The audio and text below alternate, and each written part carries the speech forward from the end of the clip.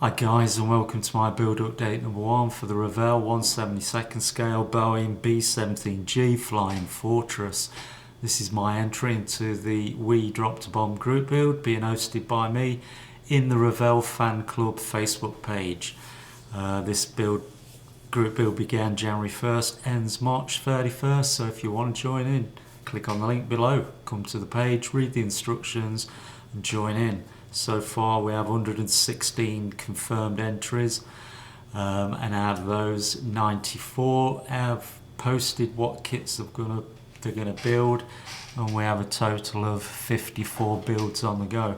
So it's really going well at the moment, and some good stuff happening, even some large 32nd scale stuff. Alright, my build.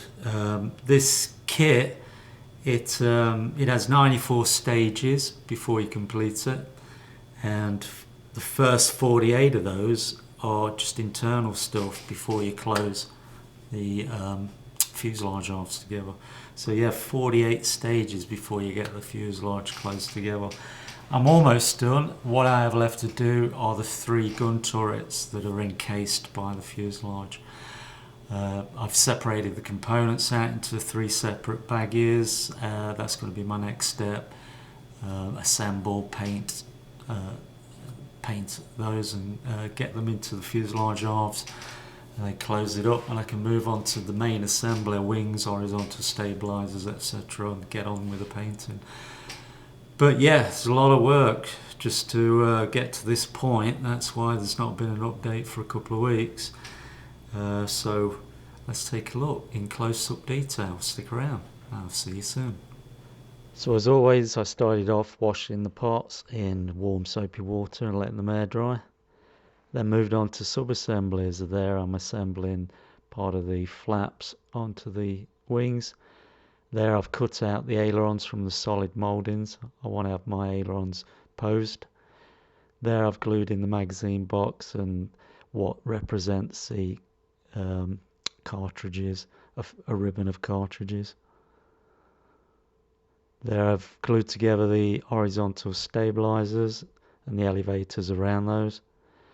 And here I'm beginning the assembly for the interior.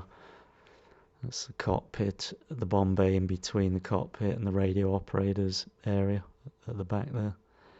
I then started putting the smaller assemblies and parts onto cocktail sticks, get them ready for priming. And there's everything there ready now to put a primer on. I used a black Stynol Res primer.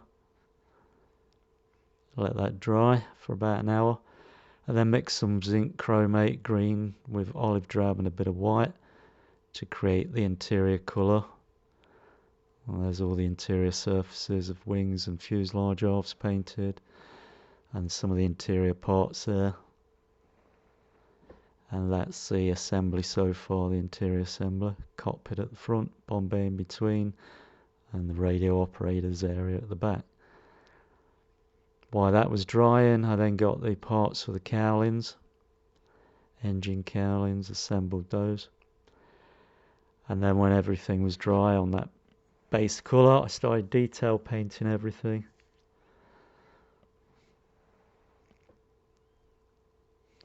Close up there of some of the interior parts. And there's the fuselage halves painted and dry brushed with aluminum. I then took all the engine parts, got those onto cocktail sticks, and then primed them with a gloss black, because some of those are going to be airbrushed aluminum. I then got a gloss clear coat and airbrushed that onto all those finished detail painted parts. I let that gloss clear coat dry overnight, and then all those parts were ready to apply a dark dirt wash. And for that dark dirt wash, I mixed some burnt umber with ivory black, thinned down with odorless mineral spirits. I then applied that liberally over all those interior painted parts and surfaces. I let that stay on for about 2 hours. I then wiped off the excess with kitchen towel and some cotton buds, Q-tips. when I was happy, and then let that dry overnight, then sealed everything in with a matte varnish, Galeria. And there's all the interior parts now with the matte finish on it. There's a close-up, you can see my thumb, that gives you an idea of scale there. Tiny details. That's the bulkhead for the radio operators area.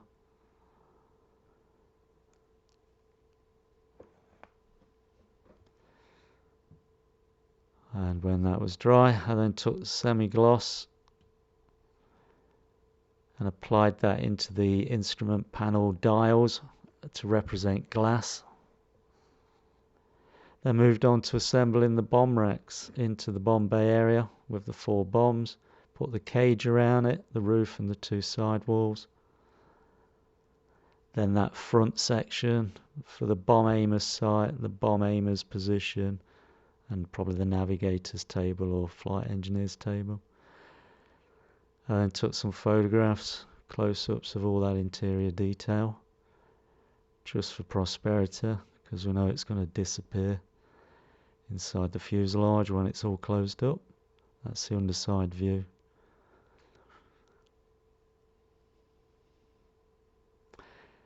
So after taking those photographs, it was time to glue that into the starboard side off. I then enclosed that with the port side off and temporarily located that with tape. And that way it helps align that interior detail so it sets in the correct position. And I left that to set for a couple hours. While that was setting, I moved on to the wing assemblies. Started putting the interior parts there onto the lower wing. That's the oil tank in the wheel well. And there we are, the 2 lower wing halves are finally assembled.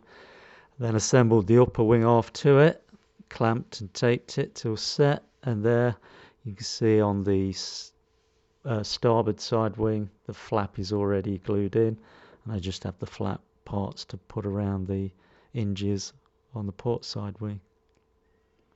So there, now the port side fuselage half has been removed. That cockpit interior is all set in place, and all that's left to do now is build up the 3 gun turret areas that are located within that assembly.